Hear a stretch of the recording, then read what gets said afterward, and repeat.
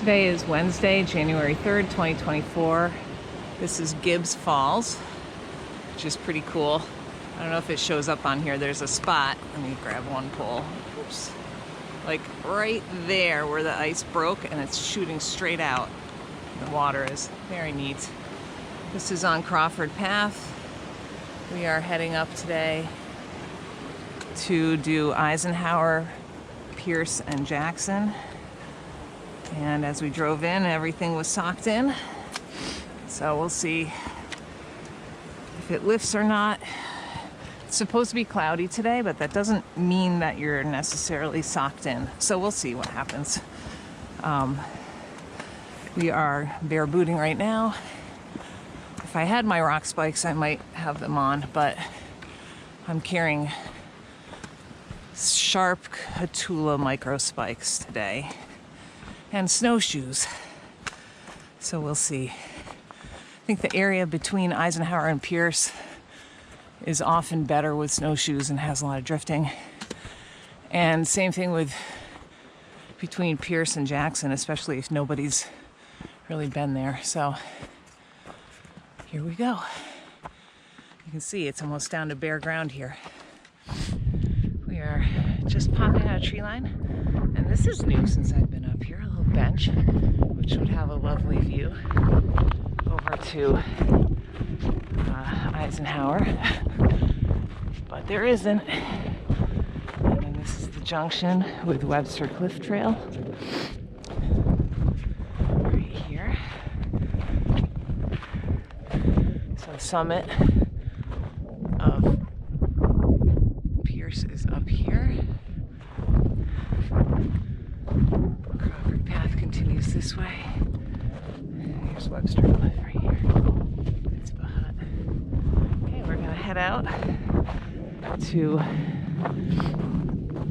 Eisenhower and hope that maybe we'll get above the cloud or things will clear out. It's like a winter wonderland up here though. Look at those encrusted trees. Awesome. We put on our spikes right after the split for the hut, and we're keeping them on for now. It looks pretty packed right here, so we'll see if we even need our snowshoes. We are up on the summit of Eisenhower.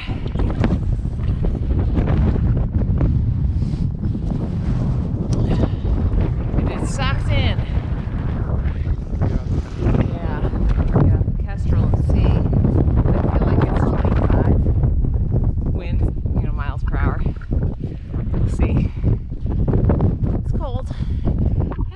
As bad as it was on Lafayette. It feels very similar to yesterday, except there's no view. All right. It's on the summit cairn, which used to be much larger, but they dismantled it in part to build these walls here to keep people off the Alpine zone. So that's a good thing. And there used to be a big hornet's nest in it too, so I think that helps get rid of that. Woo! Bracing. We just saw two people coming down from Eisenhower. That's it for Eisenhower. And we saw 1, 2, 3, 4, 5. I think we saw 7 people who were just going to do Pierce today. And that's it. Okay. We are heading up Pierce now, out of the call between Pierce and Eisenhower, and check it out. There it is, clear. And there's definitely somebody coming down. Ooh, look, even this way. Kearsarge North, I don't know if you can see it. Isolation. Chicorowa. Cool.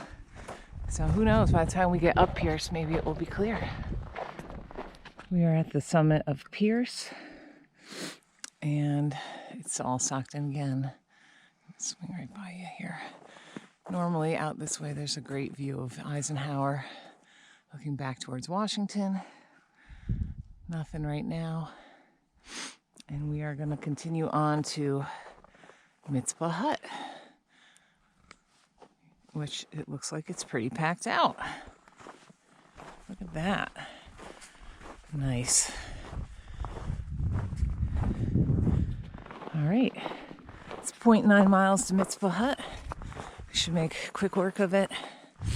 We, as I said before, we cached our snowshoes almost immediately on the way heading towards Eisenhower. So that was a really nice break not to carry the snowshoes, but they're back on our packs now. It's okay. We're still wearing spikes. Okay. This is Mitzvah Hut. It's closed for the season. And over here, when it's, oh yeah, there's the water is right on the side over here. Not available in the off season. And then Nauman tent site is back here. And let's see, the junction to the Mitzvah cutoff is 1/10 of a mile. Okay, so we just came down here, which is Webster Cliff Trail to Mount Pierce. 0.9 to Crawford Path. Okay, and then that's a fun trail. Dry River Cutoff is, and Mount Clinton Trail. Dry River Cutoff was not a fun trail, if I recall. Right. Mount Clinton Trail was great, right? Mm-hmm. Yeah, that was a great trail. Dry River Trail, also fun. And Route 302, we're not going to take that, but we are going to take Webster Cliff Trail out to the Webster Jackson Trail.